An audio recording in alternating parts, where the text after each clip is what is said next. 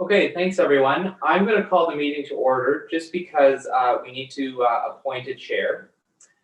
So as you see in your agenda packages, Councillor Murray Martin has been nominated to the position of chair.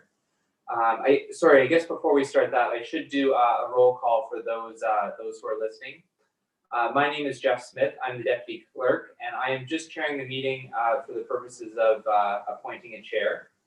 Can I ask the other members of the Court of Revision to say here or present and wave at the camera? We'll start with Councillor Fred Redekop. Here, present. Thank you. Councillor Murray Martin. Present. And Councillor Scott McMillan. Hello, present. We also have our Drainage Superintendent, Greg Nanskaville. Here. And the engineer for this project, Paul McIntyre. I am here. Thank you.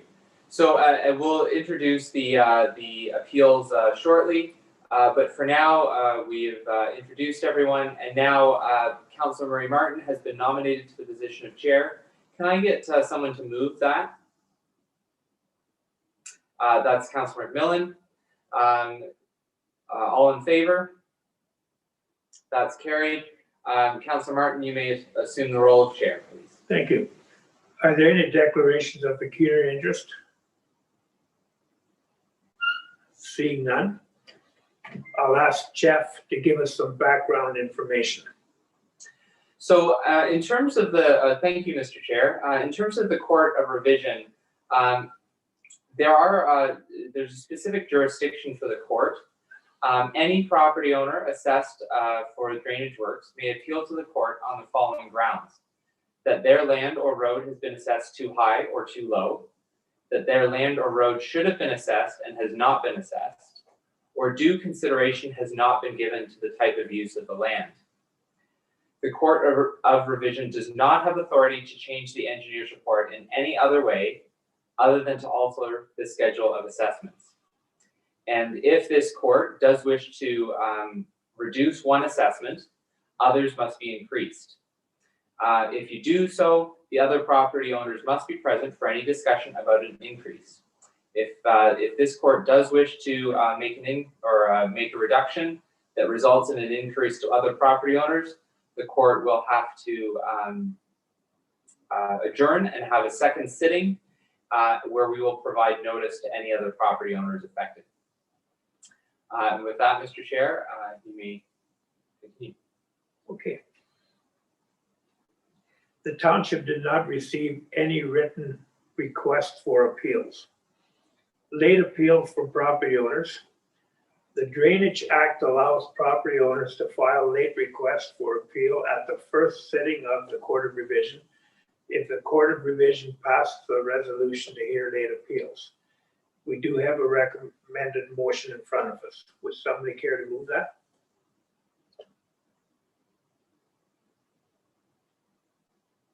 Councilor McMillan, second by Councilor Redekop. All those in favor? Thank you, that's carried. So now I'll ask Doug Nechtel to make his presentation, please. Hi. I'm not 100% sure of what all I'm allowed to dispute here. I was not notified about anything on any of this excavation until work started on the stream above me. Well, okay.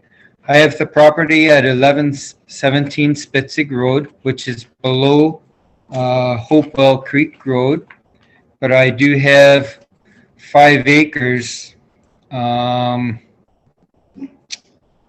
west of Spitzig Road, and I believe that's what's in this, or why I'm brought into this. So I had no chance to dispute any of this until after things started to work on it. Now, I also did not know about the October 21st meeting at Bloomingdale School. I was not notified of that at all. And the only thing I was waiting to hear back on, but had not heard back on yet because of the COVID, was someone was going to come out and show me whereabouts exactly my property is west of Spitzig. It's in a bush. It's wetlands, and it's designated wetland also by the GRCA, and I have it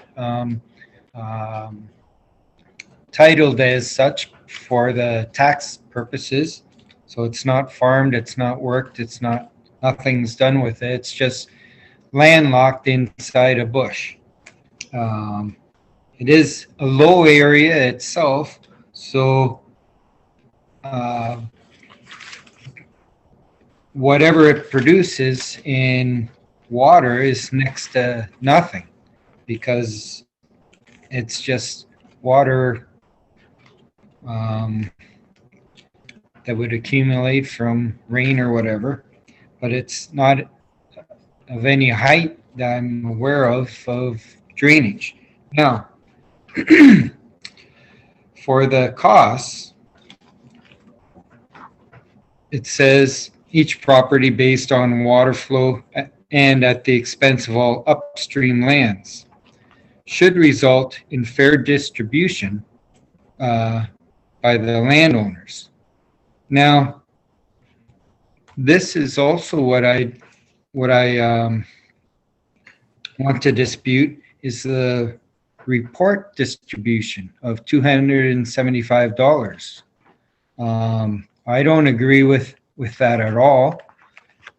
And if anything, it should justify on the amount that my property contributes to any of this work being done. Again, there is a stream that comes just before Hopewell Creek. Well, it's a stream, but it's a drainage ditch of a sort. I don't know how far up it goes, but it comes in about 50 feet before Hopewell Creek, and right at the spot where the excavation of the drainage ditch started. So it didn't start anywhere from there down to the bridge. Now, so anything flowing down there is negligible to any of the work that was put in all above stream. Let's see here. Okay, moving on to the excavation. When I saw what was going on, and a neighbor had called me, and when I called the neighbor and asked what's going on, they told me, and I should have been aware of any of this. I was, at that point, I was thinking it was partly going to be my land also. So I went up and I asked the guy on the excavator what's happening. I said, this creek is full of brown trout that the GRCA had stocked, and I even reached down onto the bank and picked up a small brown trout about 4 inches long, a fingerling, I guess you call it, about 4 inches long. And he said, well, this is the report, and this is what's happening. But he's dumping this in the sediment controls, no, on the dumping of the material from the ditch. It says under excavation must be dumped on top of the bank not less than 3 meters from the drainage ditch. Well, what's happening is he's dumping it right on top of the bank, and there is no 3 meters. It was in between his tracks of his excavator, and he's right along the edge. And now, whenever it rains, used to be, it would rain and the next day the creek is clear down below stream here.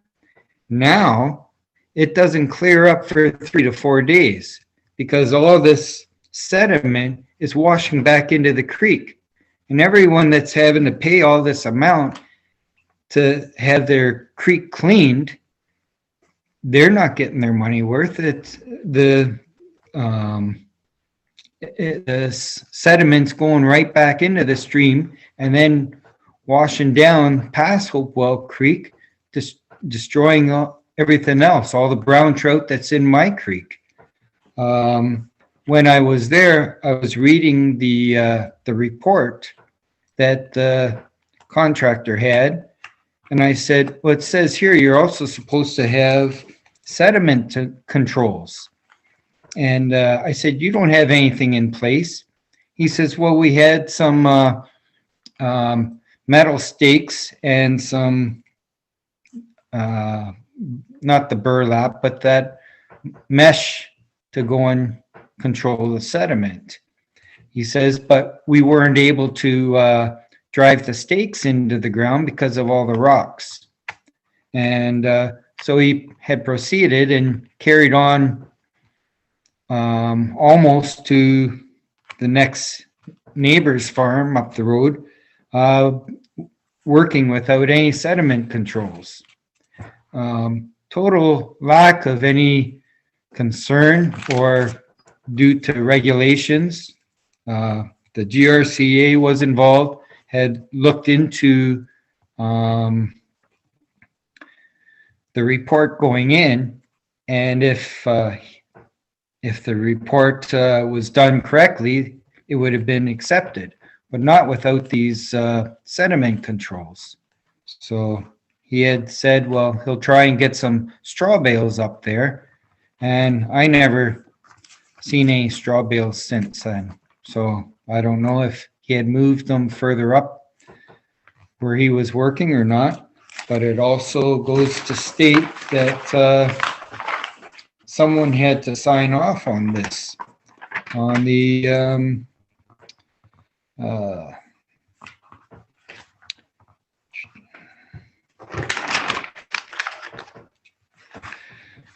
temporary sediment controls, shall install the approved sediment control measure.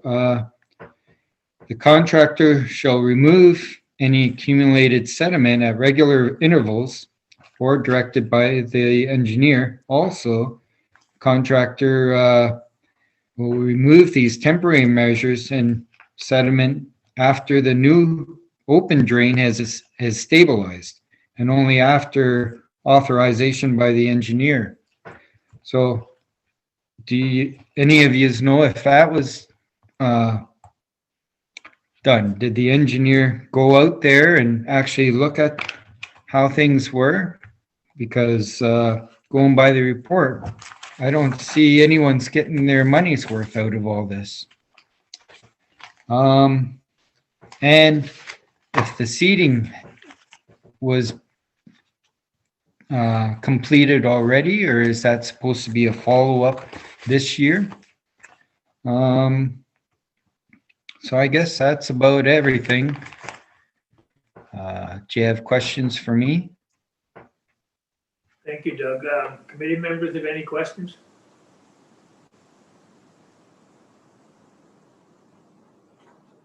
No? Okay. Then I'll go to Paul, engineer, to give an explanation of assessment. Good evening, members of the court and chairman. Can everybody see me and hear me at this point? Yes. I get one thumbs up. Okay, I will address, this is the quarter revision for the report. So I will address the assessment and the cost that Mr. Knechtel talked about in his appeal. Any discussion around construction, I'll leave that to other folks to talk about. So what we're dealing with here is Section 76 report for the for a maintenance schedule, new maintenance schedule for Woolwich Drain number 1. So Woolwich Drain number 1 was last reported on, I believe, in 1917. So the watershed area and the characteristics of the watershed in 1917 are not reflected today. So the appointment for me to write a Section 76 report was to update the maintenance schedule from 1917 to today. And that's what you have in front of you. So what we did, since the original maintenance schedule is so old, we looked at basically designing a drain from start and assessing it out the way we would normally do for a drain today. So I cost estimated the works for the construction of Woolwich Drain number 1. I went through an assessment of a schedule for construction, and then created a maintenance schedule that you have in front of you today. I also created a cost schedule that Mr. Knechtel has referred to, and that was for distribution of the cost of creating the schedule that you have in front of you today. So we wrote a Section 76 report and gave the municipality a schedule that they can actually perform the maintenance on the drain and assess it out to the owners in a fair fashion with the watershed as. So Mr. Knechtel's property, I think he described it fairly well. It's in the upper left-hand corner. Maybe, Alex, if we could get the plan. Very good. So if we're looking at the plan, the heavy black line that you see there highlighted in yellow is the watershed area. So all the properties within that watershed area contribute to Woolwich Drain number 1 and therefore are accessible. The heavy blue line, if you can see it, kind of in the middle of the watershed and kind of running towards the top of it, is the actual Woolwich Drain number 1. So Mr. Knechtel's property is in the upper left-hand quadrant of the watershed, and it is exactly as he described. It is a landlocked, wooded property, but it is within the watershed, and as such, it is liable for assessment, as are all the other 135 other properties that are within the watershed. So his assessment, if we were look at the assessment schedule, is 17 cents in an assessment of $10,000. So that number would be prorated against the final cost of your maintenance, and the total cost would be calculated out. But it's 17 cents in $10,000 is what that assessment for the 2.1 hectares of land that Mr. Knechtel owns within the watershed. The other concern that Mr. Knechtel had is the cost of the report. And the way I looked at this particular job, we've created a new assessment schedule that allows the municipality to maintain this drain. Without this schedule, you really can't maintain it. It doesn't have an up-to-date schedule.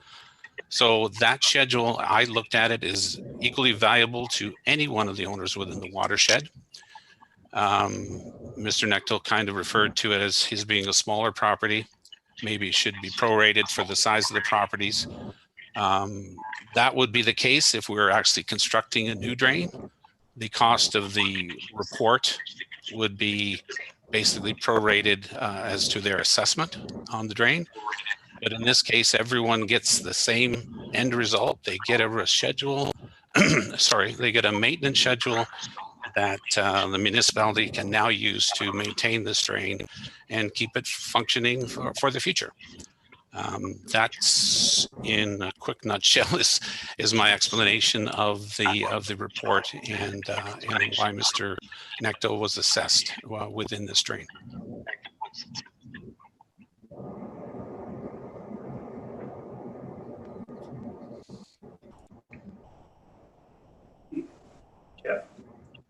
Thank you, Mr. Chair. So that was Paul McIntyre, who spoke specifically to Mr. Necto's concerns about the report that he wrote. It sounds like Mr. Necto had some other concerns about the maintenance work that we did. Unfortunately, that really isn't under the jurisdiction of the committee. If you'd like a short description of kind of the work that was done, our drain superintendent, Greg Nanscaville, is here, and he can speak to that if the court wishes. Yeah. Okay.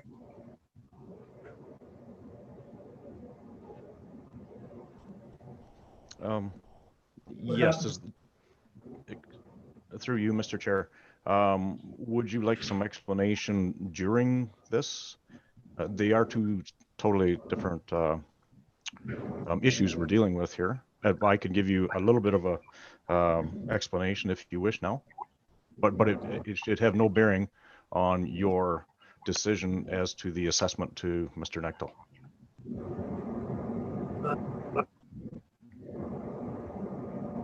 I'm just wondering if staff might prefer to follow up with Mr. Necto.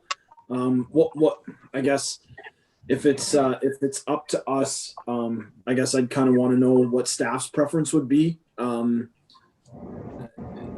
This hearing, normally these hearings are pretty prescriptive as far as what can and can't be talked about. So I would certainly, if staff would prefer to follow up at a different time, that would be something that I would support. Hopefully we can have some follow up from Mr. Necto. Yes, thank you, Mr. Chair.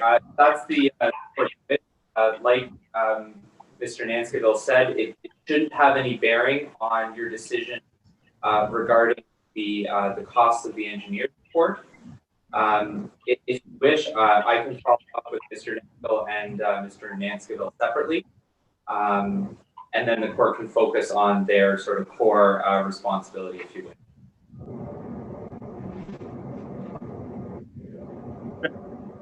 I would agree with Jeff's explanation that it's not a decision making for us to do. So I'd be fine with you following up with Mr. Necto along with the drain superintendent. Okay. So where do we go from here, Jeff? So through you, Mr. Chair. So then the matter before the court is really specific to Mr. Necto's concern about the engineer's report. You've heard from Engineer Paul McIntyre about the property assessment. I think there were concerns Mr. Necto had, and Mr. Necto, please correct me if I'm wrong, but it was about the assessment for your property, which is 17 cents for every $10,000 of work that we do. So that's the future maintenance portion of the report, as well as the portion of the report that is regarding the creation report. Mr. Chair, the council mic appears to be having some troubles.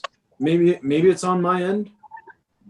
Yeah, I'm experiencing the same. It's cutting in and out. I hear everybody else fine, but the chair and the deputy clerk, I'm having a tough time hearing. Okay, one moment. Let me see if I can get that working.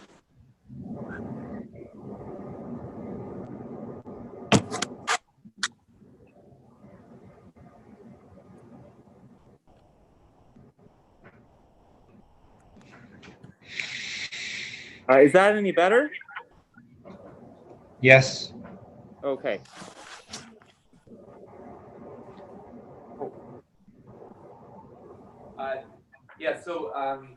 The other thing that may help, Mr. Necto, do you mind just muting your microphone until you're speaking again?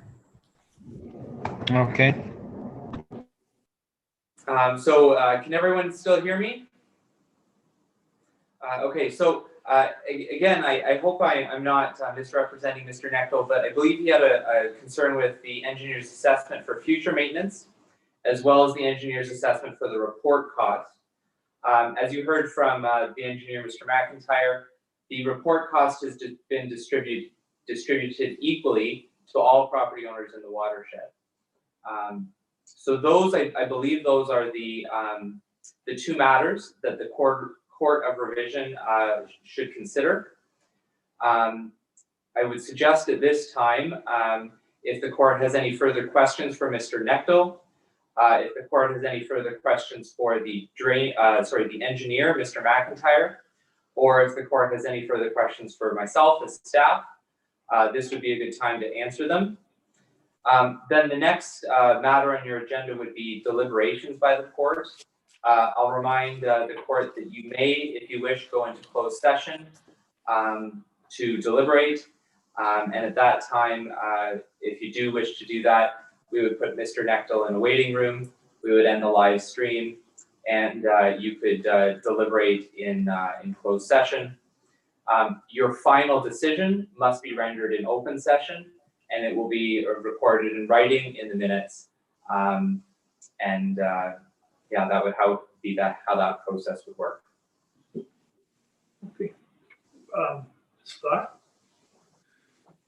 Thank you, Chair. Through you, I guess Mr. Smith had kind of summarized Mr. Neckel's position, but just a question of clarification that is actually what Mr. Neckel is bringing to us, that you're not sure how that your property is impacted by the drain the way that the report says that it is, the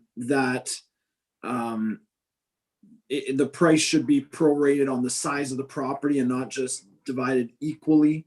And then the quality of the work seemed to be a problem, but that isn't really under our jurisdiction here. So is it just those two? Does that kind of summarize Mr. Neckel's position?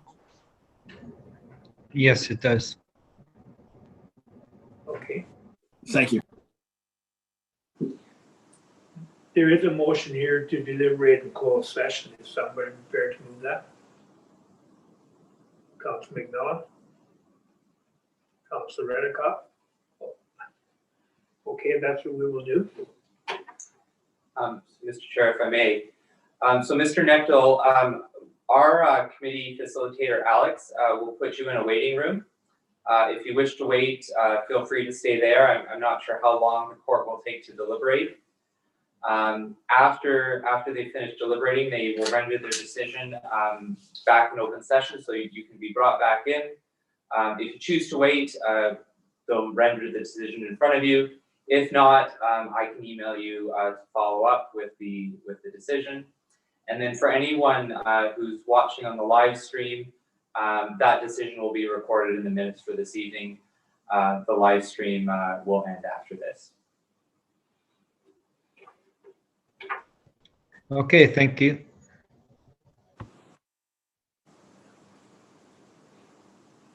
I guess I should also say, Mr. McIntyre and Mr. Nanskaville, thank you very much for attending. You don't have to wait around if you are, you're free to go for this evening. Thank you. Thank you.